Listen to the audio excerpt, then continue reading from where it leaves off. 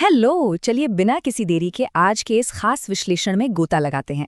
आज हम एक बहुत ही गहरी और सच कहूं तो थोड़ी चौंकाने वाली इन्वेस्टिगेशन पर बात करने वाले हैं। एक वेटरन क्रिएटर ने एक बहुत ही दिलचस्प थियरी पेश की है। थियरी इस बारे में है कि आखिर क्यों वो फेसलेस एआई चैनल्स जो अंधाधुंध पैसा कमा रहे थे, उन्हें अचानक से बड़े पैमाने पर डीमोनेटाइजेशन और बैन का सामना करना पड़ रहा है। आज हम इसी रहस्य की पूरी टाइमलाइन और इसके पीछे की कहानी डीकोड करेंगे। जरा इस अजीब सी सिचुएशन को देखिए। एक तरफ ये एआई चैनल्स प्लेटफॉर्म के लिए छप्पर फाड़ के एड रेवेन्यू जनरेट कर रहे हैं, लाखों करोड़ों व्यूज ला रहे हैं, और दूसरी तरफ एक बहुत ही कंफ्यूजिंग और काउंटर प्रोडक्टिव लहर चल पड़ी है। अचानक से इनऑथेंटिक कंटेंट का ठप्पा लगाकर इन चैनल्स को रातों रात गायब किया जा रहा है। अब सोचने वाली बात है, कोई भी प्रॉफिट कमाने वाली कंपनी अपना ही नुकसान क्यों करेगी?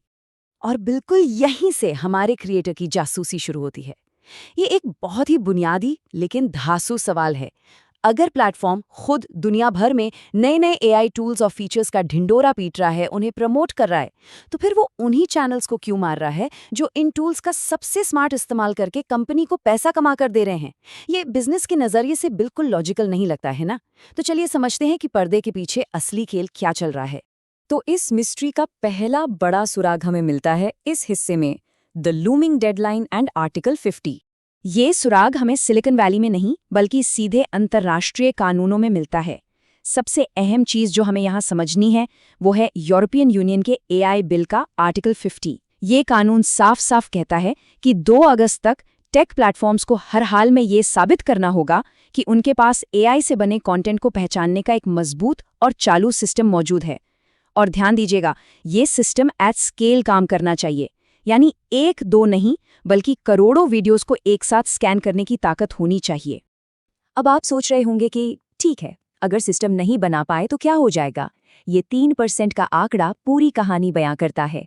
अगर कोई भी कंपनी इस ईयू मैंडेट को पूरा करने में फेल होती है तो उस पर $15 मिलियन या फिर उसकी ग्लोबल एनुअल रेवेन्यू का 3% तक का जुर्माना लग सकता है। अब एक ग्लोबल टेक जाइंट के लिए इस 3% का मतलब समझिए, ये सचमुच अरबों डॉलर्स का सीधा नुकसान है। कोई भी कंपनी इतना बड़ा रिस्क नहीं ले सकती। तो इतने बड़े खतरे से कैसे निपटा जाए? यहीं से एंट्री होती है हमारे दूसरे सुराग की, the secret weapon synth ID. इस भारी भरकम जुर्माने से बचने के लिए कंपनी ने एक टेक्नोलॉजिकल ब्रह्मास्त्र तैयार किया है। क्रिएटर की रिसर्च के मुताबिक इसका नाम है सिंथ आईडी। सिंथ आईडी अब ये कोई आम वाटरमार्क नहीं है जो आपको वीडियो के कोने में दिख जाएगा। ये इतना बारीक होता है कि इंसानी आंखें इसे देख ही नहीं सकती। ये पिक्सेल्स के अंदर और यहाँ तक कि ऑडियो की उन साउंड वेव्स में गहराई से छुपा होता है जिन्हें हम सुन भी नहीं सकते। और तो और ये स्क्रिप्ट्स को भी एनालाइज कर सकता है। मतलब एआई कंटेंट को पकड़ने का ये एक बेहद पावरफुल टूल है। अब इसका बिजनेस एंगल देखिए, ये पूरा गेम बदल सकता है। थ्योरी ये है कि अगर सिंथ आईडी को एआई डिटेक्शन का एक स्टैंडर्ड बना दिया जाए तो कंपनी को मार्केट पर एकाधिकार यानी मोनोपोली मिल सकती है।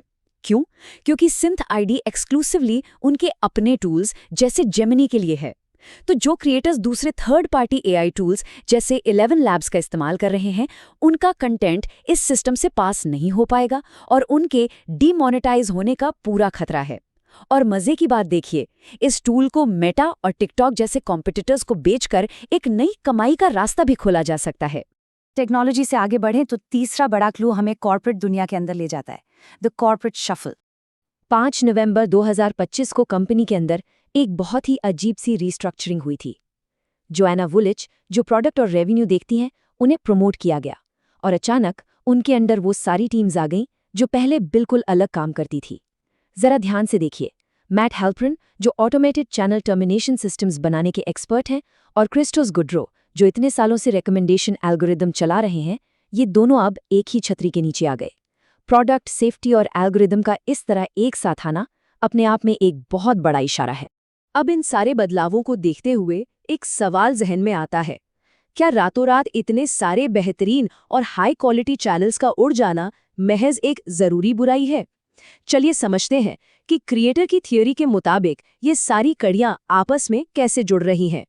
क्रिएटर का ये चौंकाने वाला दावा है कि कंपनी ने कोई नया एआई डिटेक्शन सिस्टम नहीं बनाया है, बल्कि जो सिस्टम आपको वीडियो रेकमेंड करता है ना, उसी को एआई एनफोर्सर की ड्यूटी दे दी गई है। यानी जो सिस्टम वीडियो प्रमोट कर रहा है वही अब जज भी कर रहा है। और क्योंकि ये सिस्टम अभी सीख रहा है, इसमें बहुत सारे फॉल्स पॉजिटिव्स आ रहे हैं। आसान भाषा में कहें तो सिस्टम गलतियां कर रहा है और बेहतरीन चैनल्स बिना किसी कसूर के टर्मिनेट हो रहे हैं। ऐसा लग रहा है मानो कंपनी इस भारी नुकसान को महज एक कोलैटरल डैमेज मान के चल रही है। और इस पूरे बवाल के बीच पब्लिक को शांत रखने के लिए एक टर्म बहुत उछाला जा रहा है, एआई स्लॉप, यानी एआई का कचरा। क्रिएटर का दावा है कि इस स्पेसिफिक फ्रेज का इस्तेमाल पीआर के लिए किया जा रहा है। जब भी प्लेटफॉर्म से पूछा जाता है कि वो अच्छे चैनल्स को क्यों डिलीट कर रहे हैं, तो वो बड़ी आसानी से कह देते हैं कि हम तो बस एआई स्लॉप की सफाई कर रहे हैं। ये टर्म पब्लिक के गुस्से और सवालों से बचने के लिए एक परफेक्ट ढाल बन गया है। ये सब हमें ले जाता है हमारे आखिरी और सबसे अहम हिस्से की तरफ, अगस्त का काउंटडाउन। क्रिएटर ने एक बहुत ही सख्त पैटर्न नोटिस किया है। ये टर्मिनेशंस बिल्कुल भी रैंडम नहीं है। ये एक पूरा systematic batch by batch process है। पिछले साल शुरुआत हुई पॉलिटिक्स, हेल्थ और एआई अवतार वाले चैनल से। फिर पिछले महीने एआई स्टोरीज का नंबर आया और अभी 2D एनिमेशन चैनल्स की सफाई चल रही है। क्रिएटर का अनुमान है कि 2 अगस्त की ईयू डेडलाइन से ठीक पहले, यानी जून और जुलाई में, टर्मिनेशन की सबसे भयानक लहर आएगी, ताकि प्लेटफॉर्म ईयू को छाती ठोक कर कह सके कि देखो हमारा सिस्टम बिल्कुल काम कर रहा है। तो अब हम इस पूरे विश्लेषण के अंत में एक बहुत ही गंभीर सवाल पर आकर खड़े होते हैं। जो कुछ भी हमने अभी देखा, आर्टिकल 50 का वो भारी प्रेशर, सिंथ आईडी जैसी टेक्नोलॉजी और 5 नवंबर का वो कॉर्पोरेट शफल, क्या ये सब सिर्फ एक बहुत बड़ा इत्तेफाक है, या फिर क्या ये एल्गोरिदम के पर्दे के पीछे से क्रिएटर इकोनॉमी के पूरे भविष्य पर एकाधिकार यानी मोनोपोली जमाने का एक मास्टर प्लान है? सच्चाई जो भी हो, एक बात तो तय है, आने वाले कुछ महीने डिजिटल दुनिया के लिए गेम चेंजर साबित होने वाले हैं। इसके बारे में सोचिएगा जरूर।